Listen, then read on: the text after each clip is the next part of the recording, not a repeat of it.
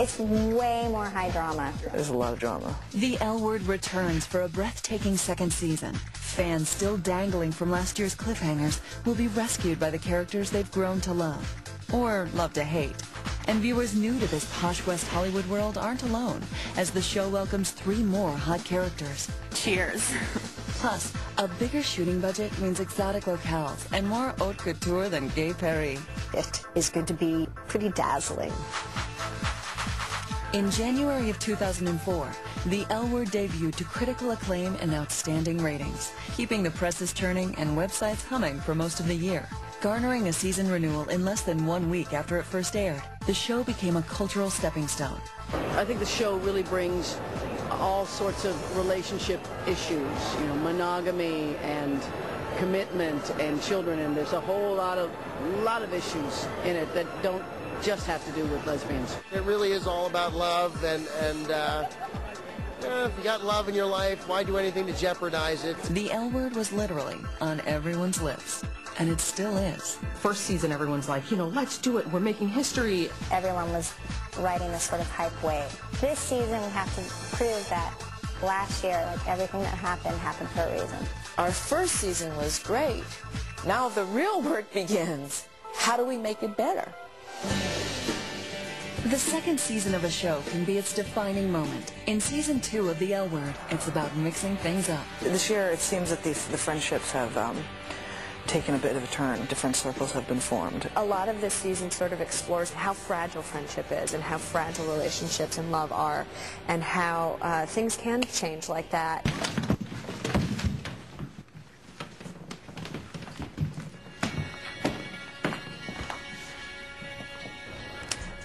That's just a mess from the word go. I mean, she's fed one poo sandwich after the next by Miss Eileen Chaikin. Bette and Tina are dealing with whether or not a relationship can be mended when there's been a betrayal of that kind. Bette wants to have her old life back. I really loved being there with you. I loved it more than you can imagine. And to figure out what went wrong, how did it go wrong? Tina is not ready to forgive. She's not holding a grudge either. She's going to explore dating. And we're really going to see what happens to Tina when she's out in that world. Jesus, Mary and Joseph, who's that? Helen is the other central character in our second season storyline. She's at the apex of the Bette-Tina triangle. Obviously, Bette and Tina have been this very strong couple that everyone's rooting for and wants to be together, and suddenly there's another character in the scene who is like pushing them apart. It's unexpected to be courted by this beautiful woman. I think Bette realizes that she doesn't have control over everything. I wish you happiness, and I hope that you forever spare each other pain. So Oberlin's supposed to be a really great school.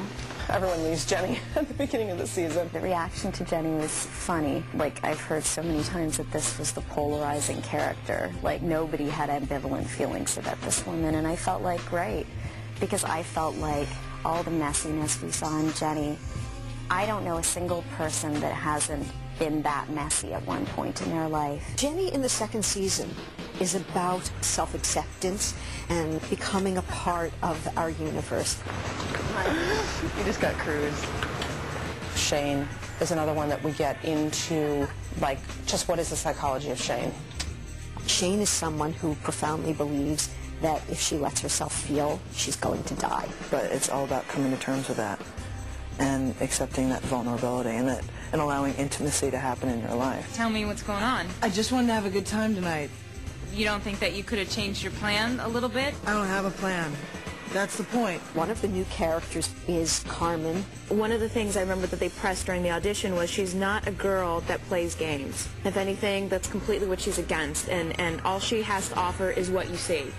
Carmen asks things of Shane that Shane has been very clear she's unwilling to give. You should talk to her. I can't, Shane. She thinks I'm so weird. Jenny is ferociously honest and is so fiercely loyal to both Carmen and Shane. The issue becomes who's really meant for Carmen. Everybody, excuse me. Hi, this is Dana's best friend. And she wants to give a toast. Something real happened to Alice, for sure. Dana and Alice are figuring out what that kiss meant. And whether it was just a crazy aberration or whether there really is some true love behind it. But you know, she and Tanya are engaged, and those plans move right along.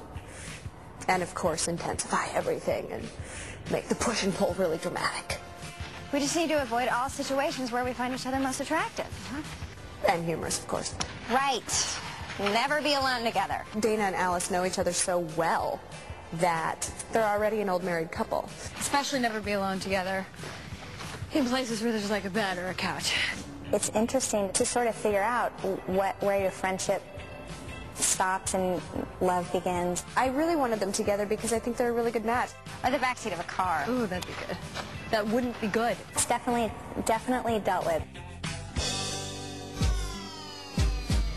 Kit has a huge story in this second season. Kit buys the planet and renovates it, takes over it, turns it into this great place for all the girls to come and have a place to be, you know, like the corner pub. The second part of Kit's story is the romance that we began at the end of the first season with Ivan, which begs all kinds of questions about gender and sexual preference. You just see these two people who love each other for their character, and they honor one another. The L Word's richly developed characters are poised for more complex journeys in Season 2. And the amazing team working behind the scenes is ready for anything. On our show, lesbians do carry purses.